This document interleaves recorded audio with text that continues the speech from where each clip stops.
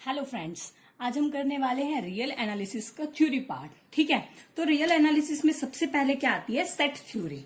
तो आज हम सेट थ्योरी देखेंगे, मतलब कुछ बेसिक डेफिनेशंस वगैरह वो सब करेंगे। ठीक है, तो सबसे पहले सेट थ्योरी में क्या आता है? Definition of set. What is set? ठीक है, सेट हमारा क्या होता है? तो सेट क्या होता है? हमारा एक कलेक्शन होता है,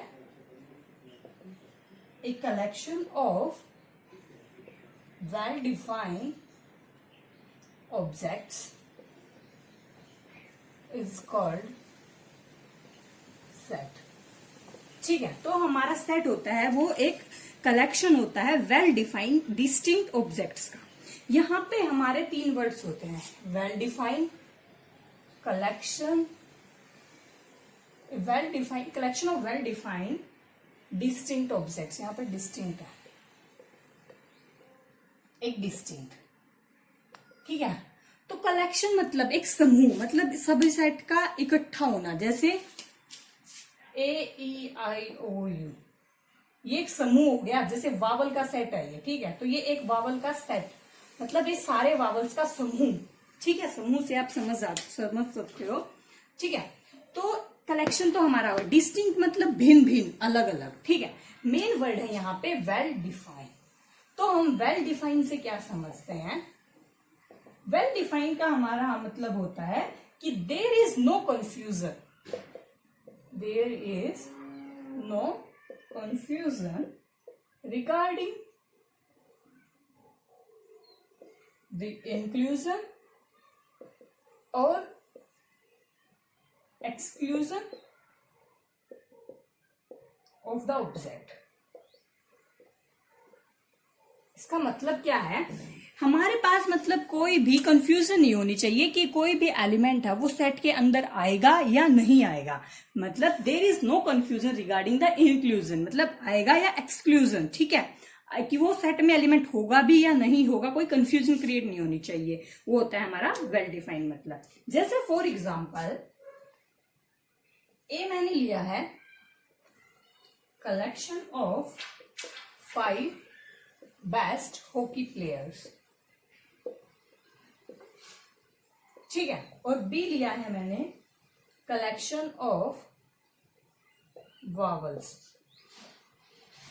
ठीक है, अब जैसे आप सेट ए में देखो, collection of 5 best hockey players. ठीक है, अब हम बेस्ट किस वे में कह रहे हैं? हमें ऐसा कुछ नहीं दिया है कि उसके खेलने के तरीके में कह रहे हैं, उसकी हाइट की वजह से कह रहे हैं, या किस वजह से कह रहे हैं।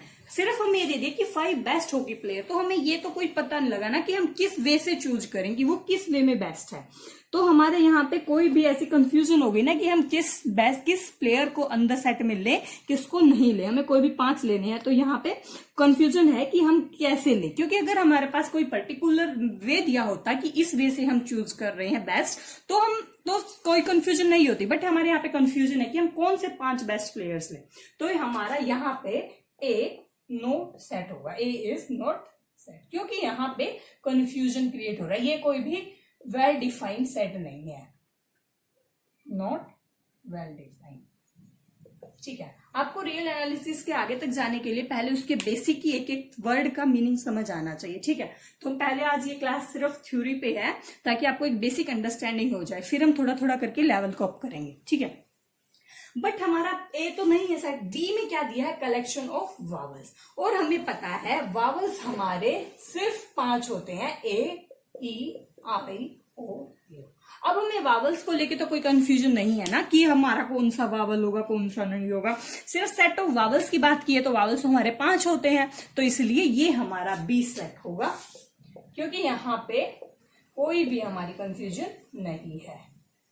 There is no confusion.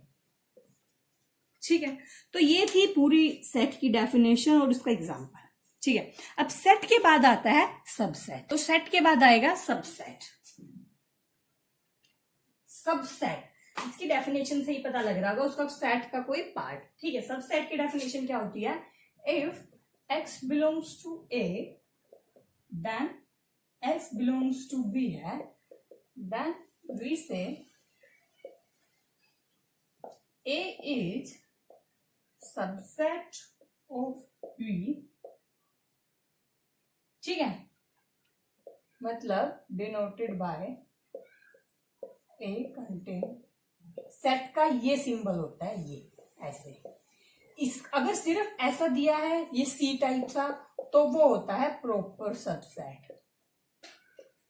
ठीक है, प्रॉपर का मतलब हमारा क्या है यहाँ पे, सबसेट मतलब अगर हमारा ए और बी कोई भी दो सेट है, ठीक है, ए और बी कोई भी दो सेट है, तो हमारा कोई भी एलिमेंट्स हैं, एक्स एलिमेंट्स लगा लो चाहे, वो एलिमेंट एक्स ए में बिलोंग करते हैं, तब वो हमारे अगर बी में भी बिलोंग कर जाते हैं, मतलब एक्स के ए के सारे एलिमेंट्स हमारे बी में भी बिलोंग कर रहे हैं। बी में एक्स्ट्रा हो सकते हैं बट ए के वो सारे सेट कंटेन करेगा, सारे के सारे एलिमेंट, तो हमारा ए बी का सबसेट हो जाता है। ठीक है, डिनोट कैसे करते हैं, A contained in B, contain type जो सिंबल होता है वो होता है सबसेट का, ऐसे डिनोट होता है। ठीक है, अगर हमारा सिर्फ ऐसे दिया है, ये सिर्फ सी दिया है, तो वो होता है प्रॉपर सबसेट। प्रॉपर सबसेट का मतलब ये है ए के सारे एलिमेंट बी में कंटेन्ड हैं, बी में एक्स्ट्रा एलिमेंट भी बच गए, मतलब ये इक्वल नहीं है। ठीक है, ए के सारे बी में हैं,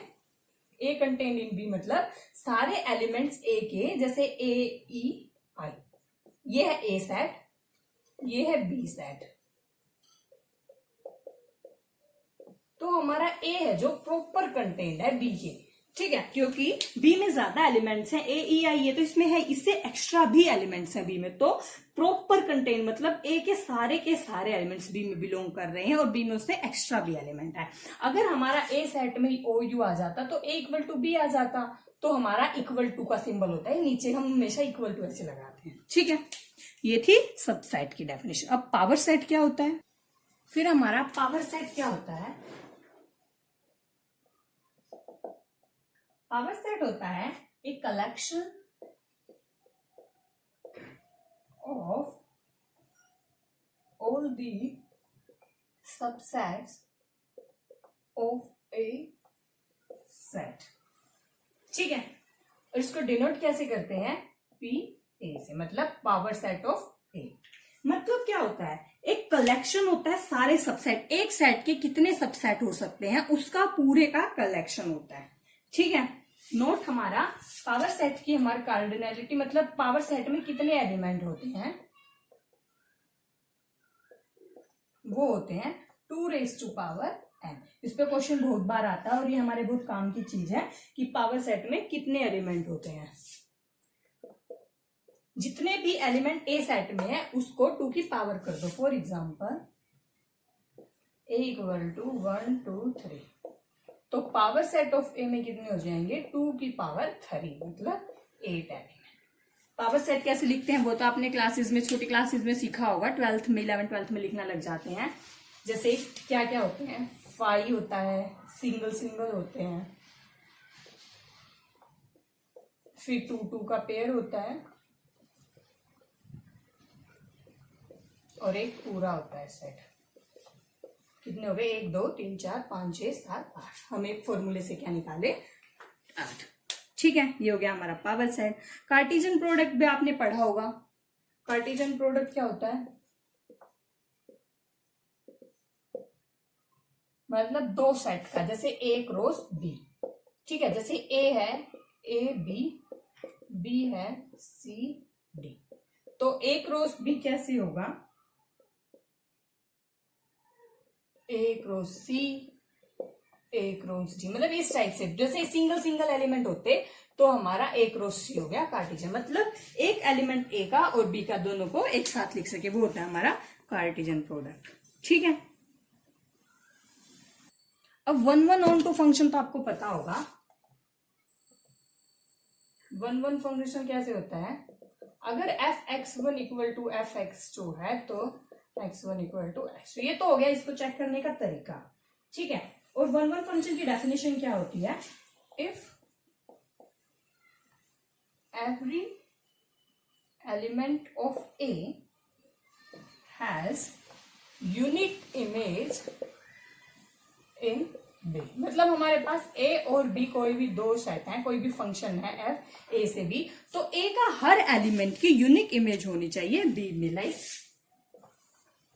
ए बी सी डी हर एक की यूनिक इमेज होनी चाहिए। जैसे इसकी 2 नहीं हो सकती, इसे 2 नहीं आएगा, सिर्फ एक ही आएगा, तो ये 1 1 है, 1 1 फंक्शन। ठीक है, ऐसे ही ऑन टू फंक्शन क्या होता है, इस साइड कोई भी एलिमेंट खाली नहीं रहना चाहिए।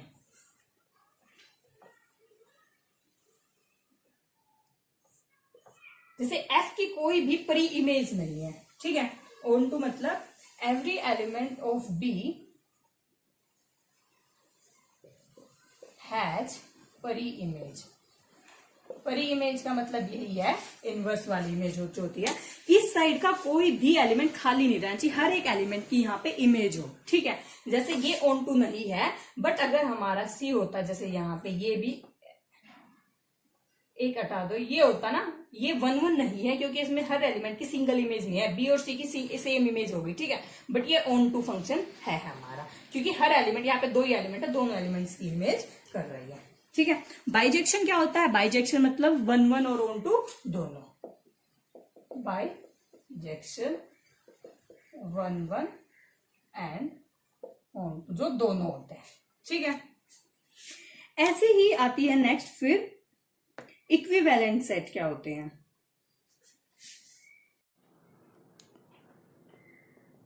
इक्विवेलेंट सेट मतलब 1 1 कोरस्पोंडेंस होनी चाहिए दोनों सेट के अंदर। ठीक है, मतलब ए और बी कोई भी 2 सेट हैं, तो अगर दोनों के बीच 1 1 कोरस्पोंडेंस है,